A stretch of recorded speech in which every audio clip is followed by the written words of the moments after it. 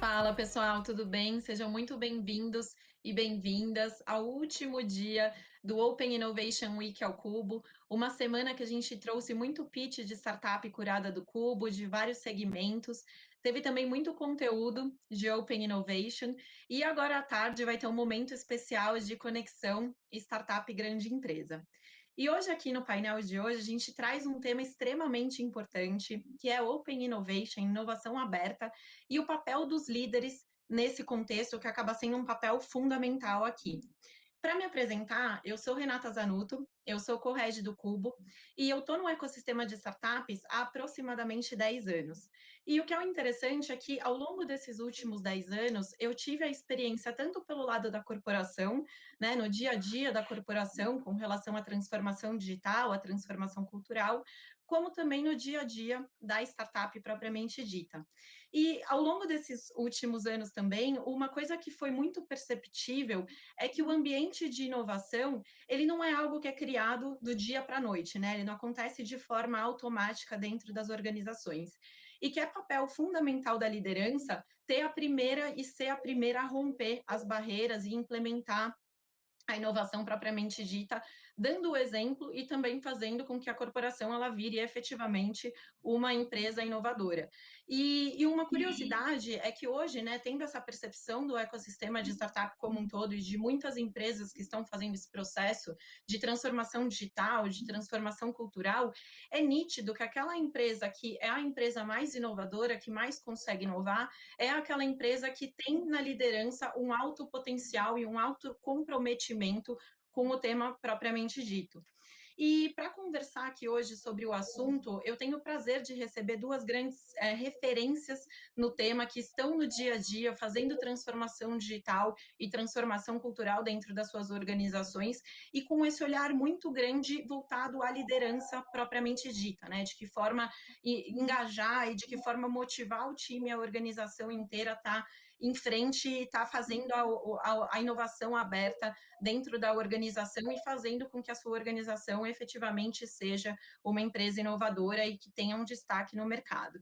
Então, com isso, eu gostaria de dar aqui as boas-vindas à Gabriela Giuana, que é diretora de Gente, Cultura e Inovação da Cogna, e também ao Breno Camei, que é responsável pela marca Run, pelos programas e planejamentos de produtos na América do Sul, na Stellantis. Super bem-vindos. Estou aqui em casa, né, com vocês dois. A gente está aqui junto com o Cubo em diversas frentes, falando de transformação digital, falando de transformação cultural, e vocês são figuras muito presentes, tanto com relação ao Cubo propriamente dito, como de que forma também alinhar o Cubo, inovação, startup ao dia a dia da empresa, fazendo essa transformação.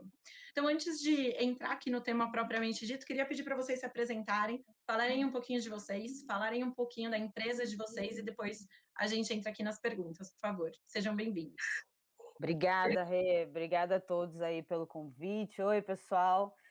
Eu sou Gabi Joana, eu estou na Cogna há aproximadamente 2 anos e meio. Meu histórico de carreira é de educação, fui picada pelo mosquitinho do propósito da educação e estou nessa jornada de inovação aí junto com o Cubo, desde que criou o Cubão. A gente é sponsor da Vertical de Educação, tem um andar lá no 8º andar do Cubo, onde a gente se aproxima das startups de educação, mas também aproveita para resolver todas as outras dores que uma grande empresa tem. Hoje a Cogna está presente no ensino superior por meio da Croton, na educação básica da Somos Educação e na parte B2B de ensino superior com a Platos. Então, hoje a gente impacta quase 2 milhões de alunos espalhados pelo Brasil, em instituições privadas, e temos hoje 24 mil colaboradores na nossa empresa. Então, vai ser um prazer conversar aí com o Breno, com a Rê hoje, uma troca muito rica aí. Obrigada. Obrigado, Gabi. Obrigado, Renata. Bem, explicar um pouco o que é Stellantis, né? Uma nova empresa que surge aí a partir da fusão dos grupos FCA e PSA. Então, as marcas do setor automotivo, Fiat, Jeep, Chrysler, Ram, Citroën, Peugeot, DS, são ao todo 14 marcas. Aqui no Brasil, uma presença maior de algumas, obviamente, mas com outras em desenvolvimento. Inclusive, marcas que trazem um novo business model, como o Flua e Free to Move, dentro da nossa indústria. É um prazer estar aqui com vocês, acho que vai ser um bate-papo muito interessante, porque dentro desse contexto de fusão, a gente também traz bastante novidade para o consumidor brasileiro, trabalhos que surgiram desse tipo de interação com startups, outras empresas que também estavam buscando expandir as fronteiras de seus negócios. Muito obrigado. Obrigada, pessoal. E para a gente começar aqui a falar sobre o tema, né? Como eu falei, a liderança ela tem um papel fundamental quando a gente fala desse processo de inovação, de transformação digital, de transformação cultural. E é por ela que começam, né, os primeiros passos para essa mudança que a empresa efetivamente faz. Dando muito exemplo, né? Não adianta também a empresa falar que é uma empresa inovadora, os líderes falarem que eles querem inovar, se eles também não dão exemplo. E eu queria pegar o olhar de vocês sobre como que vocês enxergam, né, que a liderança ela é responsável por esse processo de transformação da empresa, por esse processo de inovação, e como começar, né? Como que são os primeiros passos para essa transformação? Gabi, se quiser começar. Tá bom, começo. Bom, não é uma jornada fácil, mas ela é possível. Acho que para quem está pensando em começar, coragem que ela dá certo. Acho que a primeira dica que eu dou e que, né, muitas empresas já falam é tenha o seu CEO mais apaixonado por inovação do que você. Acho que essa é a primeira coisa da gente conseguir quebrar as barreiras burocráticas e o sempre foi assim e nunca vai mudar. Esse é um primeiro passo. O segundo passo é que eu estou aqui representando um time brilhante de inovação, que é a Ânia, a Tatá e o Arthur. Só que é um time enxuto, é um time pequeno. O time de inovação, no começo, ele só dá prejuízo, entre aspas. Então, a gente precisa provar o nosso valor para cada vez mais ter novos recursos e novos investimentos. Então, a estratégia que a gente fez, inclusive junto com o Cubo, foi nomear embaixadores da companhia, e embaixadores em papel de liderança.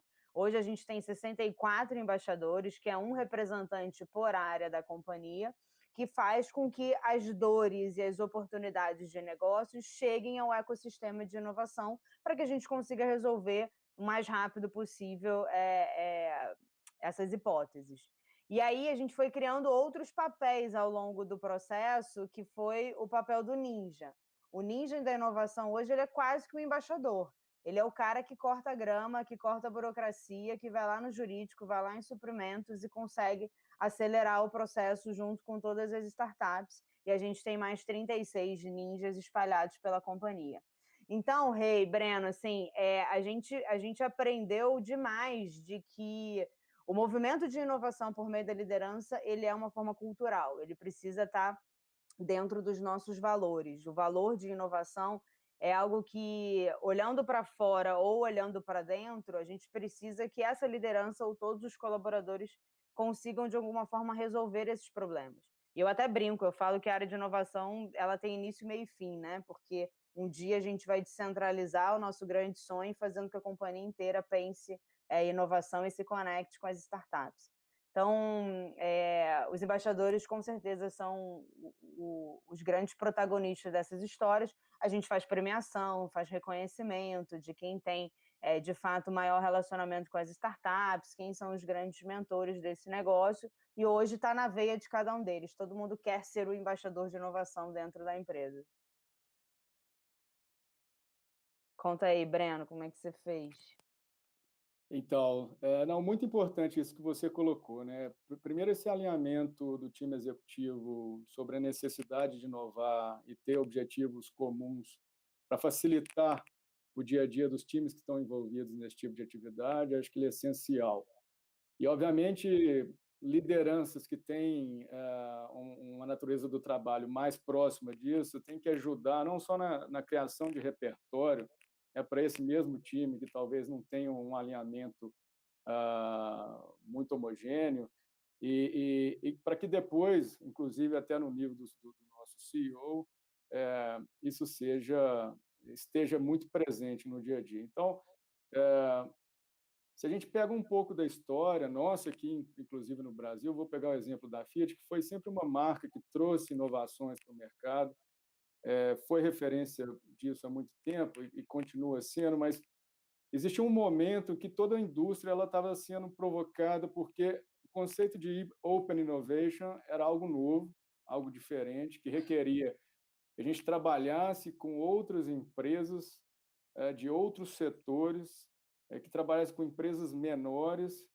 para explorar novos territórios, para entender como superar algumas dessas dores, ou internas ou dos próprios clientes, né? Eu acho que foi esse o grande ponto que a gente teve que colocar na mesa para decidir como íamos trabalhar. E, obviamente, quando a gente olhava para dentro da empresa, apesar de processos mais tradicionais, né, estandardizados, que numa indústria centenária, estarem ali muito presentes, a gente enxergou dentro da organização também diversas iniciativas e pessoas que já estavam fazendo, de alguma forma, inovação, buscando um pouco já esse tipo de interação externa, mas que não estavam tendo a ajuda ou o impulso necessário. Então, acho que foi importante a gente estruturar, né, de uma forma que promovesse criatividade e esse tipo de interação, mas que também desse um pouco de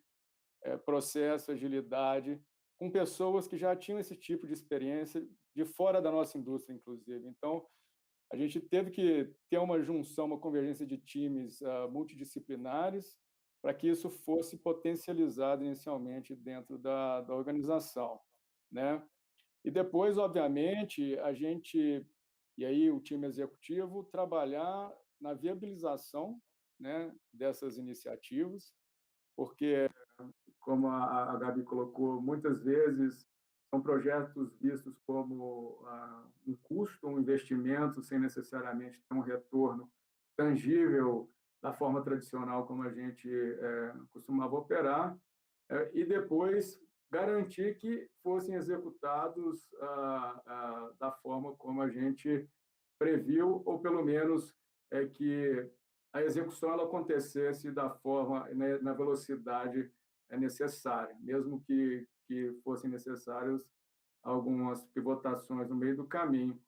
E mantendo sempre uma vertical que utilizou dessas diversas pessoas também de inspiração para que essas iniciativas elas fossem cada vez mais presentes no dia a dia. Então, acho que se tem os 4 passos que a gente entendeu que eram necessários, é inspiração, é estruturação, viabilização e depois execução.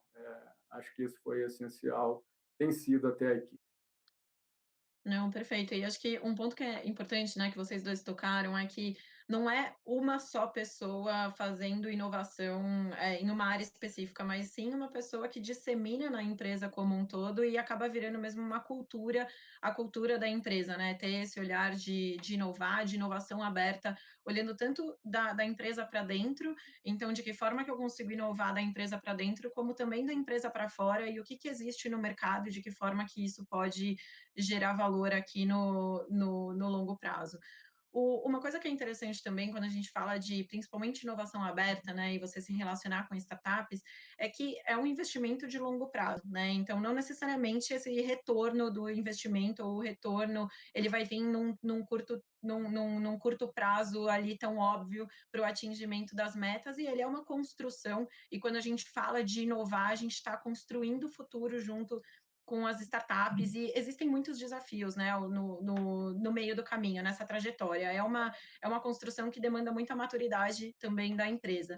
E o que eu queria ouvir de vocês um pouco é quais foram os principais desafios nessa trajetória que vocês já tiveram na empresa e como que vocês fizeram também para quebrar esses desafios. Acho que se eu puder dar um exemplo aqui, eu queria ver se isso também é realidade de exemplos de algumas organizações. Tem muita gente que fala que existe não, uma dicotomia entre quais são os objetivos, né, quais são os KPIs da empresa, os KPIs das pessoas no atingimento das metas e o como que a gente olha para a inovação aberta, né, que é um olhar mais abrangente. Então, como que a gente consegue convergir todos os objetivos para que de uma forma mais prática a inovação efetivamente aconteça, né? Então, de que forma que a gente consegue mostrar que o investimento que está sendo feito, ele não vai ser um investimento de curto prazo, mas ele vai ser um investimento conhecimento que vai ser diferencial no futuro da empresa quando fala de diferencial competitivo perante a outras empresas do mercado que também estão nessa busca da inovação? Posso responder aqui primeiro, Breno. Essa foi uma dor bem lá no início da nossa jornada em 2018, né? Sempre com um budget bem desafiador e sendo cobrado pelos acionistas e pelo conselho de um resultado imediato. E acho que o caminho que a gente seguiu e que vem dando certo para a gente é a cultura do experimento. É, de fato, a gente testar e viabilizar e experimentar e errar e corrigir junto. A gente hoje já tem 64 experimentos em andamento, com 64 startups aí pelo Brasil e pelo mundo, e a gente aprendeu muito durante esse processo. A gente aprendeu quem sim dá um retorno muito rápido, quem sim vai fazer uma transformação do nosso core, quem vai fazer um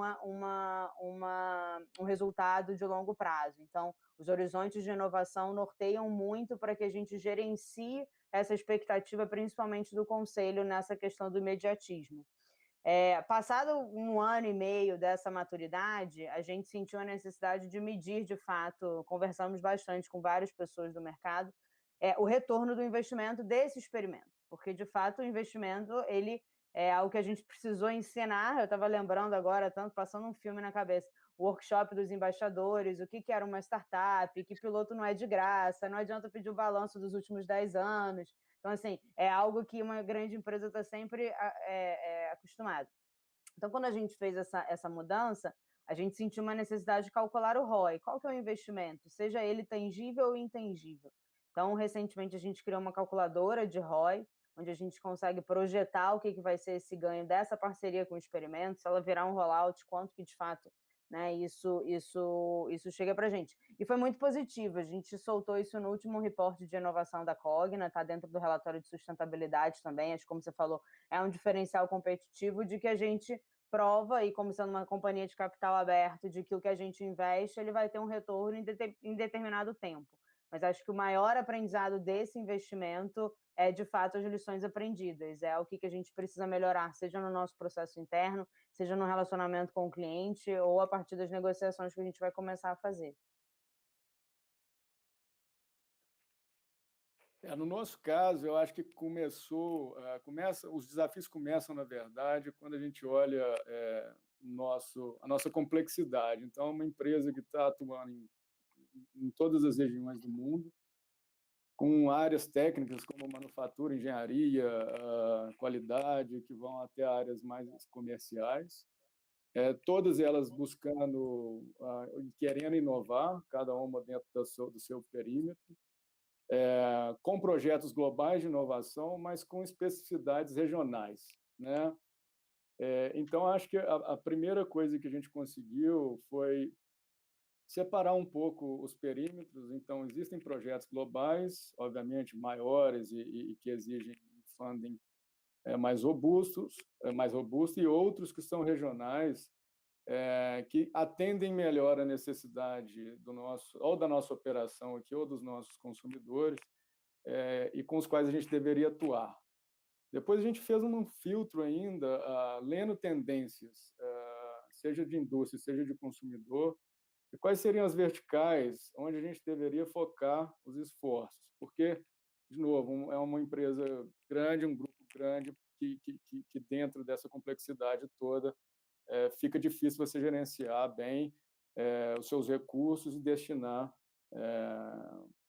para objetivos estratégicos, né? Então, aqui no caso, a gente decidiu ter um foco muito grande na estruturação dos serviços conectados. Então, conectividade dentro do nosso negócio é chave. A gente também decidiu investir em novos modelos de negócio, de não propriedade, então carros por assinatura, que a gente acabou de lançar, inclusive. Essas duas frentes a gente decidiu investir lá em 2018, já trazem os primeiros lançamentos agora. E a gente tem uma terceira iniciativa, ainda no perímetro de conectividade, que é o nosso marketplace. Então, aqui estou dando 3 exemplos, além de outras verticais tecnológicas, mas que têm, obviamente, um apelo, um sentido de existir aqui para o nosso consumidor. Mas esse foco, alinhado com o nosso corpo diretivo aqui, com o próprio presidente regional, acho que foi essencial para dar velocidade, para dar foco e para a gente conseguir efetivamente tirar as coisas do papel. E, obviamente, teve também um processo de aprendizado nosso, um estabelecimento de uma metodologia para também mostrar o possível retorno desses investimentos. E isso, obviamente, ajudou na priorização de cada iniciativa.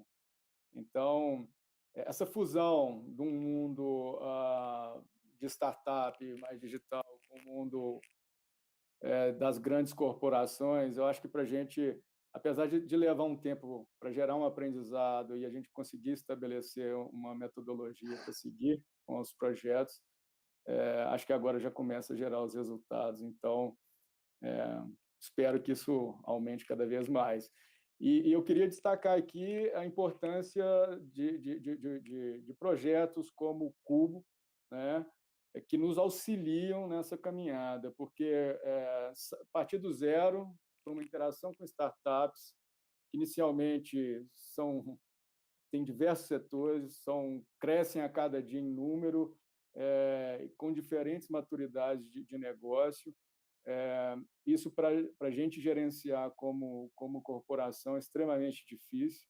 Então, esse tipo de iniciativa facilita demais o processo e potencializa os ganhos para todos. Então, eu acho que esse é um ponto essencial também, que permite uma atuação não só local, né, como é no nosso caso também, mas também global. Então, a gente tem aqui essa abertura de atuação.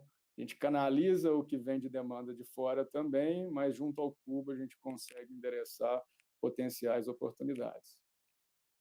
Não, legal. Eu vou até pegar esse gancho, Breno, que você falou do Cubo, né? E pegando o Cubo e startups e quais são os tipos de produtos, soluções que elas têm muitas vezes para que a gente consiga inovar dentro das corporações. E é interessante porque muitas pessoas ou muitas empresas, quando olham para a inovação aberta, quando olham para essa conexão com startup, sempre olha para a startup que é focada no seu core business, porque acha que inovar é quando você inova no seu core business.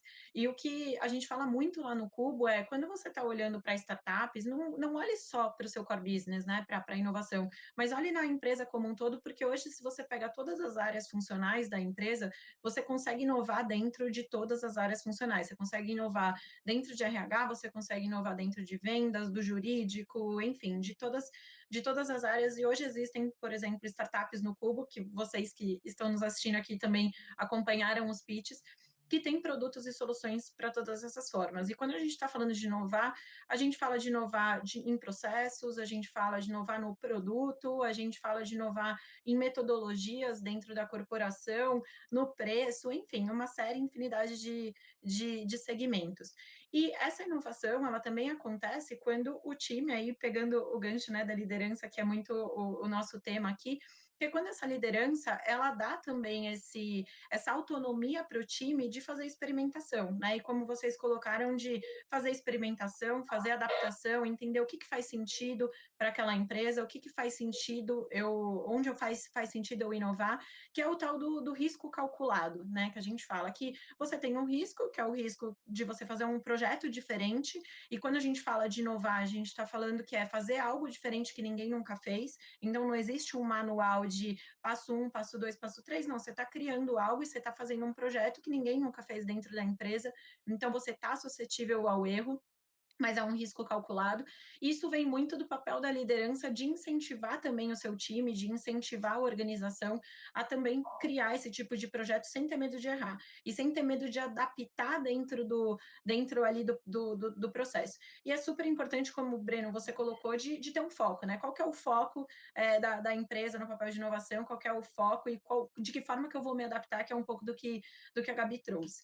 A minha pergunta para vocês, indo agora em direção à liderança, é quais são as principais características do líder nesse processo de engajamento das empresas, né? Como que o líder ele tem que se comportar dentro da empresa com relação ao seu time? Eu pego um pouco essa capacidade de adaptação, esse incentivo também, essa delegação também de falar para o time, olha, time, me tragam novas ideias, vocês também podem me trazer novas ideias, me tragam ideias sem ter medo de errar, me tragam ideias ou me tragam iniciativas aqui que a gente pode arriscar junto ou que a gente pode trazer novos olhares, esse aprendizado contínuo. Queria um pouquinho da visão de vocês de quais são as características fundamentais aí que os líderes precisam ter para engajar a corporação como um todo. Breno, quer começar agora ou quer que eu fale? Eu posso começar, não tem problema.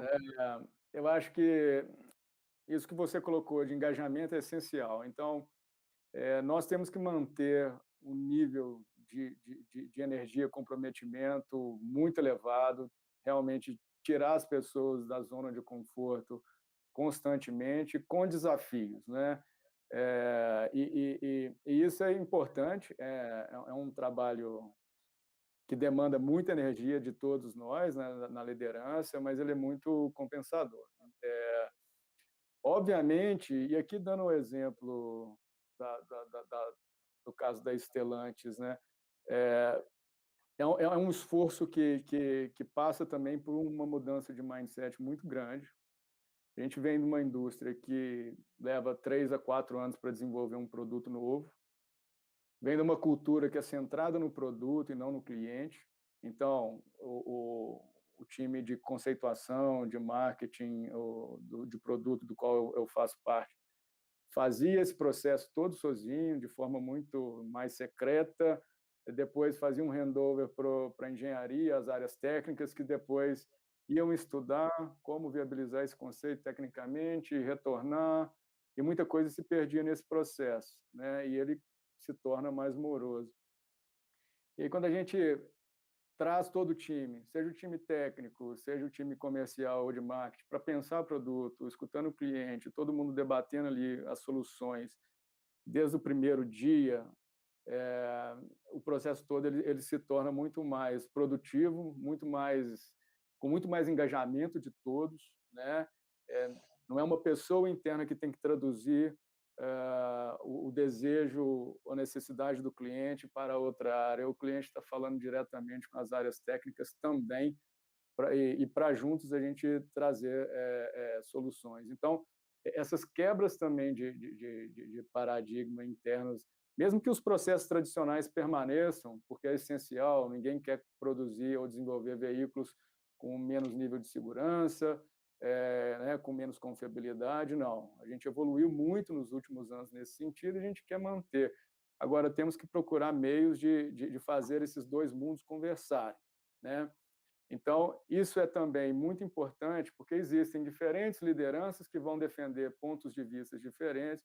A gente tem sempre que chegar num acordo para que a gente consiga ter diferenciais competitivos e oferecer aquilo para o cliente, o que o cliente quer, né? Então, eu acho que isso também é muito importante, o diálogo entre as lideranças constante sobre esse tipo de tema é muito importante para que a gente consiga superar esses obstáculos e, obviamente, trazer essa evolução que também para as pessoas que estão envolvidas nos projetos ela é essencial, porque senão vira um discurso sem prática, né, sem execução, e isso é o que a gente não quer que aconteça de forma alguma, né?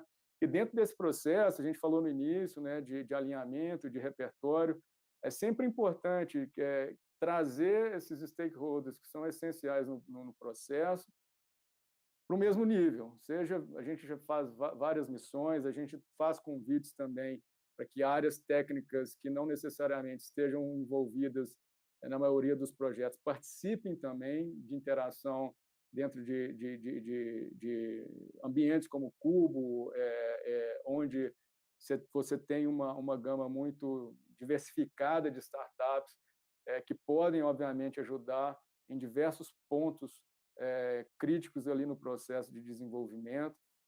Então, acho que isso tudo é muito importante, né? E, obviamente, trazer muita resiliência. Quem trabalha com inovação tem que ter resiliência, eu falo com o time muito isso. A gente começa até sem budget, a gente vai em busca de budget, a gente vai em busca de viabilizar, seja por vias próprias, seja por vias de parceiros, seja por vias de fomento. Existem diversas formas de a gente conseguir viabilizar projetos.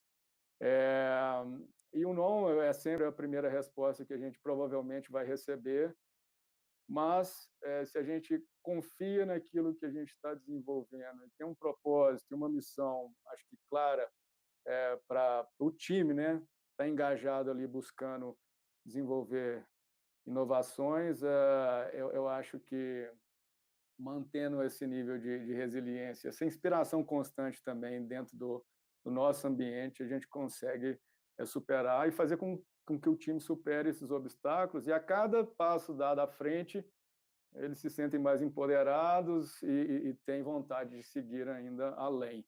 Então, eu acho que isso também é extremamente importante, é assim que a gente tem trabalhado até agora.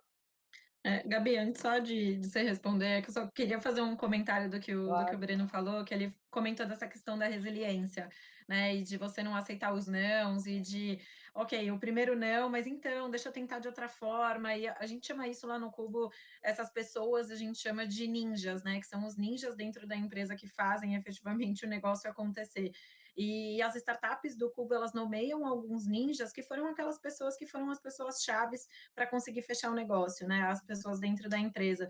E muito desse olhar de inovação, e principalmente que é o nosso tema de liderança, a empresa ela é feita de pessoas, né? E as pessoas é que tem que ter essa cultura de inovar e de querer fazer o negócio acontecer, fazendo esse engajamento entre áreas, porque muitas vezes, para uma startup conseguir fechar o negócio com a grande empresa, você precisa passar pela área de compras, você precisa passar pela área de tecnologia, pela área do financeiro, pelo jurídico. Então, esse ponto que o Breno comentou de ter toda a liderança engajada e de ter as áreas conversando entre si, ele é fundamental para que isso aconteça, né? E esse ninja, ele tem esse papel de ir levar e de não parar no primeiro não, e de ser resiliente, de tentar acontecer de todas as formas, de mostrar o resultado que pode ser gerado para a empresa e de que forma que a empresa pode se beneficiar daquela relação. Então, é extremamente importante. Legal, muito bom. Eu acho que eu consigo falar um pouquinho agora que eu estou nessa cadeira do RH, né? Muita gente sabe que eu não sou de RH, eu estou nessa cadeira tem 1 ano e meio, muito alinhado com o que o Breno e a Rê falaram, que quem faz inovação são as pessoas, né? A tecnologia, ela vem como um meio para viabilizar. E aí, justamente, a gente juntou a área de gente, cultura e inovação para disseminar essa cultura de inovação para todo mundo. E eu estou desenhando a academia de liderança. O que eu espero de um líder daqui para frente?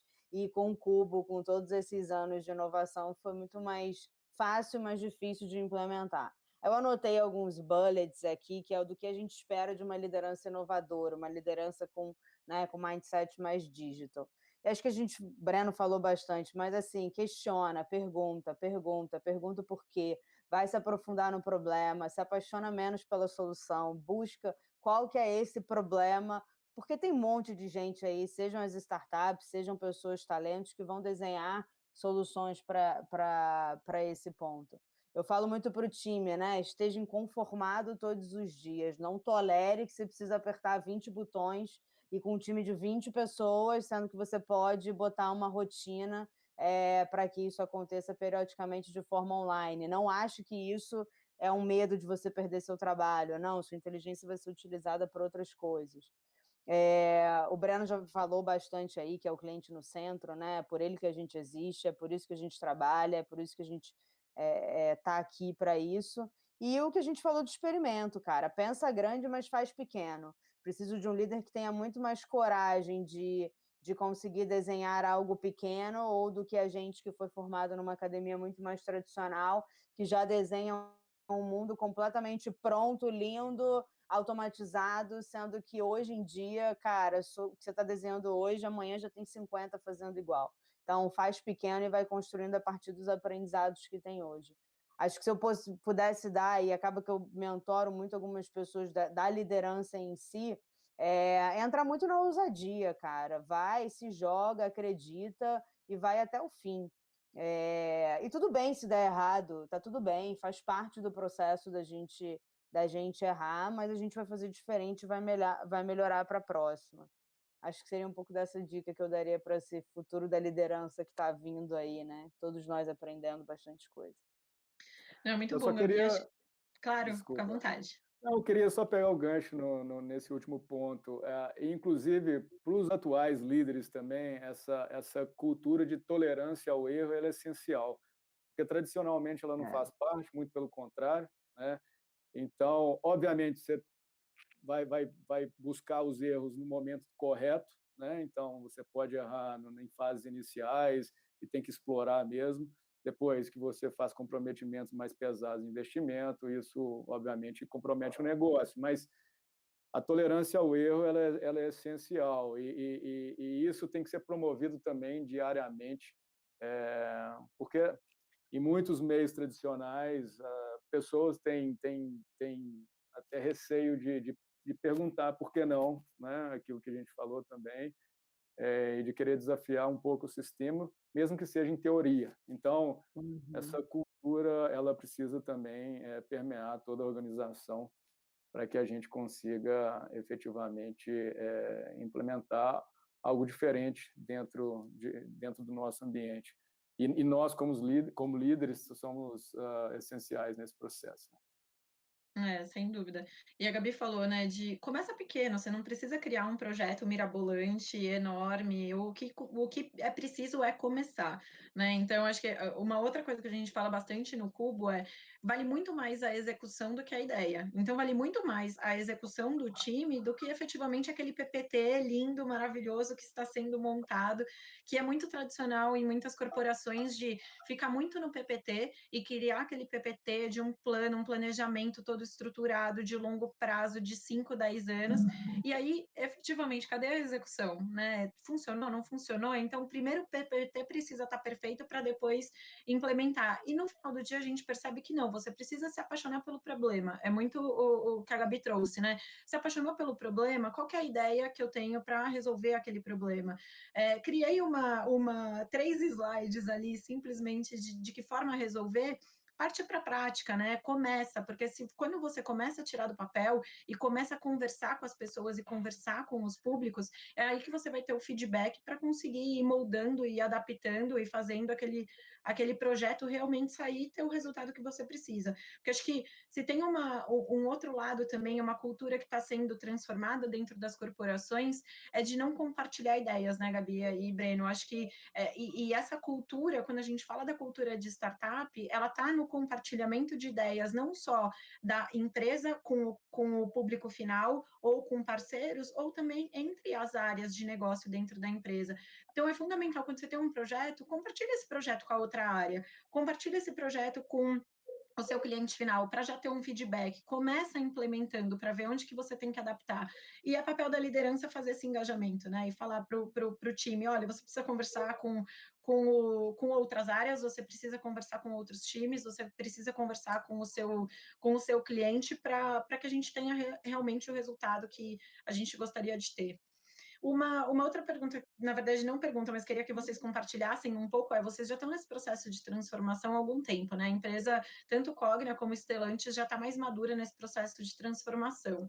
E a gente, principalmente agora, né, depois de 2020, não dá para a gente falar das empresas mais sem inovar, né? A inovação virou parte estratégica ali das empresas, das organizações, e as empresas que já estavam nesse processo de transformação desde antes da pandemia até elas tiveram uma adaptação muito mais soft, por mais que não tenha sido tão tranquilo assim, porque já estavam nesse processo de adaptação, nesse processo de transformação.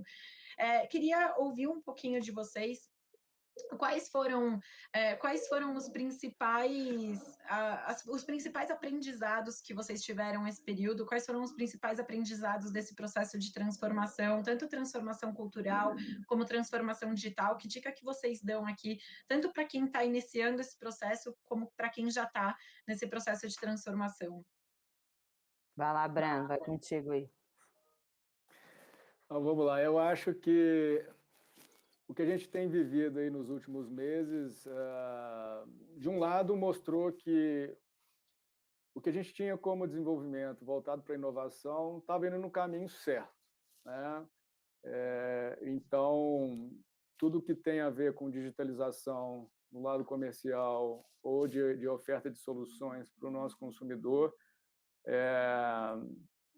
hoje foi muito potencializado. A gente tinha restrição de diversos tipos de clientes que tinham uma certa insegurança com relação a transações digitais, e isso vai potencializar muito o que a gente está lançando agora. Então, de um lado, eu acho que mostrou que a gente estava no caminho certo e não poderíamos parar ou congelar as atividades nesse sentido, porque a velocidade era muito importante para a gente. E do outro lado, a gente tem entendido novos padrões de comportamento, de vida e novos desejos do consumidor em geral, que vão, obviamente, impactar o nosso setor, né? Então, também um processo de aprendizado grande. A gente tem uma migração já acontecendo de grandes centros para cidades mais metropolitanas ou do interior. O impacto do negócio digital, do e-commerce, também promove algumas mudanças no que a gente tinha mapeado. E, em termos gerais, consumidores mais abertos a novos modelos de negócio, né? Então, eu acho que, no final, a gente sai com bastante aprendizado, e ainda nós não conseguimos ainda chegar no final numa conclusão muito clara de como o mercado vai se comportar daqui para frente, mas pelo menos na direção que está indo a gente sabe, e eu acho que isso que é importante. Então, convido também vocês aí a conhecerem o que a gente está lançando nesse sentido, de soluções de veículos conectados, de solução de veículos elétricos, que estão chegando aqui agora no próximo mês, nossos novos modelos de negócio com carro por assinatura, que vão muito de encontro com tudo que está acontecendo, e são frentes de negócio que têm todo o potencial aí para crescer ainda mais e promover mais interações com startups, porque a cada passo que a gente dá, a gente descobre um novo território e novos problemas também surgem. Então, eu acho que é um terreno muito fértil para a gente potencializar essas interações. Do nosso lado aqui, Rê, cara, foi uma loucura essa pandemia, acelerou as conexões absurdamente. Acho que o meio digital, ele veio para ficar, então, às vezes, a dependência de agenda acabava demorando mais, então a gente conseguiu se conectar muito mais com as startups. A parte de eventos teve uma reinvenção, né? A gente teve que partir tudo para uma preparação online, manter o engajamento, a galera prestando atenção junto com a gente. Acho que foi a época que a gente acelerou mais as soluções de dores dentro da companhia, porque com a pandemia, desde uma assinatura digital até uma complexidade maior do processo, começou a doer do dia para a noite. Então, a gente recebeu 15 desafios em um mês aí na plataforma do Cubo para resolver dores que o online não estava preparado para resolver. E a gente precisou digitalizar muito essa experiência, seja do cliente ou do colaborador. E acho que um desafio ainda para tudo e para todas as corporações, que é um grande desafio na cadeira que eu estou, é fazer com que a cultura chegue de uma forma remota, de uma forma híbrida, e que a gente consiga manter a cultura da empresa, a cultura de agilidade, de inovação em qualquer lugar que a pessoa esteja. Então, acho que a gente está aprendendo muito a disseminar isso agora em 2021. Muito bom. Pessoal, daria para a gente passar aqui a manhã inteira conversando, né? Tem Tem muito assunto aqui, muitas lições aprendidas, muitas melhores práticas e dicas que a gente poderia compartilhar, mas já estamos chegando ao fim. Queria agradecer muito a participação de vocês dois, agradecer tanto pelos líderes que inspiram, como também pelas empresas que estão inspirando e que estão construindo o futuro, né, por meio da inovação, e convidar todos vocês que estão nos assistindo também para saber mais sobre o tema, entrar na página do Cubo, conhecer as startups e se engajar cada vez mais em inovação, tecnologia para fazer a transformação das empresas, tanto por meio das pessoas como por meio da tecnologia. Muito obrigada, Breno, Gabi. Um prazer sempre estar com vocês. E obrigada também, pessoal, a vocês que estão nos assistindo. Espero que vocês estejam acompanhando todo o conteúdo e também acompanhem agora o momento da tarde, né, de conexão, grande empresa startup. E a gente ainda tem um painel, que é o painel falando sobre Open Innovation e melhores práticas. Também convido vocês para continuarem assistindo aqui o conteúdo e depois, no período da tarde, as conexões. Super obrigada. Obrigada, gente. Bom evento para vocês aí. Um beijo. Obrigada. Obrigado e bom evento. Obrigada, pessoal.